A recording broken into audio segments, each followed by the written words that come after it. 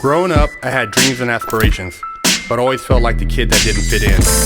For the most part, I wasn't a bad kid, but when I made the transition into adulthood, I turned to the streets for guidance. This led to getting locked up in juvenile hall, doing time in CYA, and eventually a 120-month sentence in federal prison. I had a lot of time to think and reflect during my federal sentence, so I share with you what I learned, hoping I can positively influence someone else's life with Prison Talk. 916, getting down with another fresh out Prison Talk.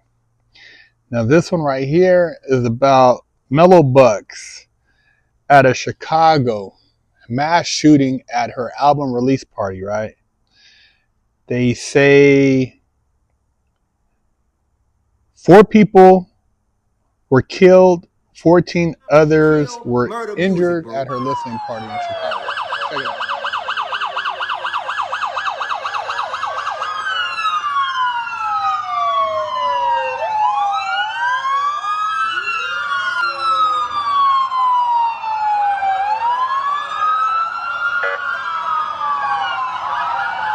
We have confirmed with Chicago police exactly what you just said. 18 people shot, 4 people dead after this incident that happened here outside of a restaurant lounge on Chicago Avenue for a party that took place last night here for a local female rapper.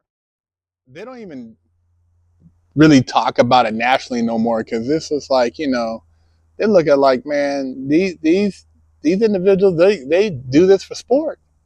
This is what they do, and it seems like they're not tired of it. They don't care. It's just open season, and they wonder why people want to distance themselves from them. So Mello Buckzz, she called the attack senseless, saying the victims were friends, family, and supporters who had stood by her and vowed to honor those lost and support those still healing.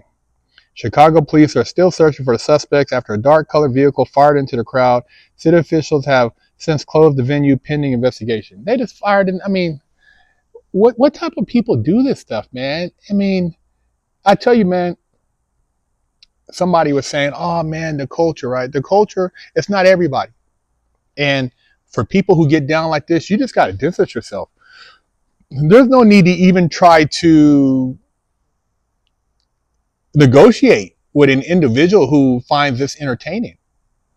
And, you know, they're like, well, how do you curtail this type of behavior? I don't know, man. Psychologically, anybody who thinks that this is their norm, what do you tell them?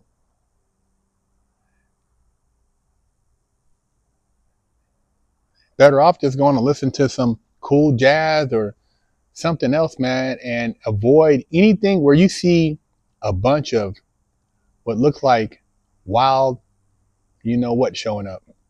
When you see, you know, a carload or anything that looks like there might be any wild, you know what, just leave.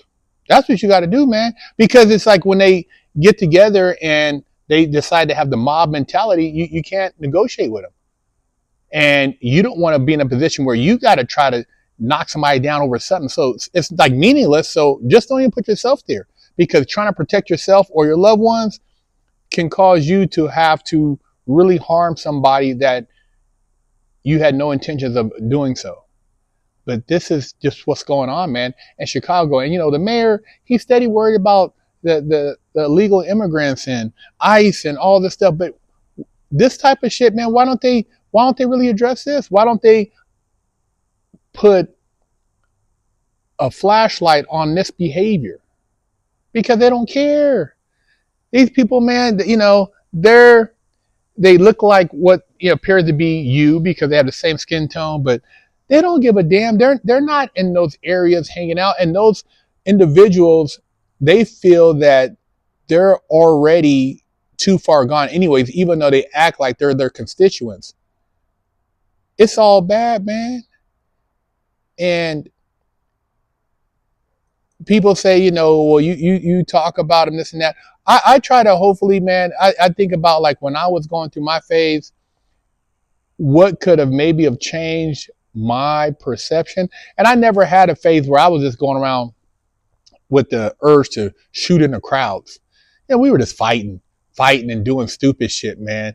We weren't, we weren't even stealing like these people are stealing like that. We went through a little phase, and then, we were off trying to make money, hustle to buy shit, so you didn't have to steal. But never did we entertain just going and shooting in crowds, man.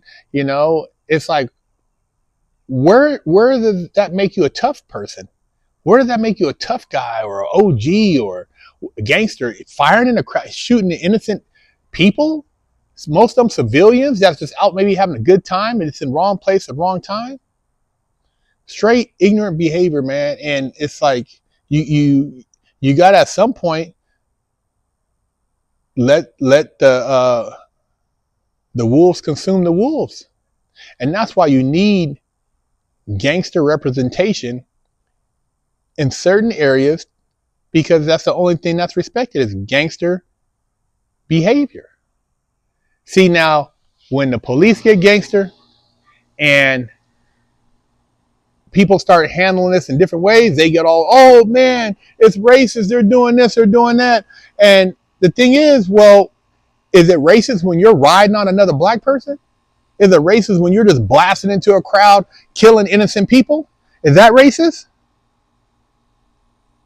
The shooting happened around 11 p.m. on July 3rd near Artist Restaurant and Lounge, 311 West Chicago Ave, where Mello Buckzz was celebrating the release of Holly Hood, the mixtape. Chicago police said a dark-colored vehicle drove past location, opened fire in crowd outside before fleeing the scene.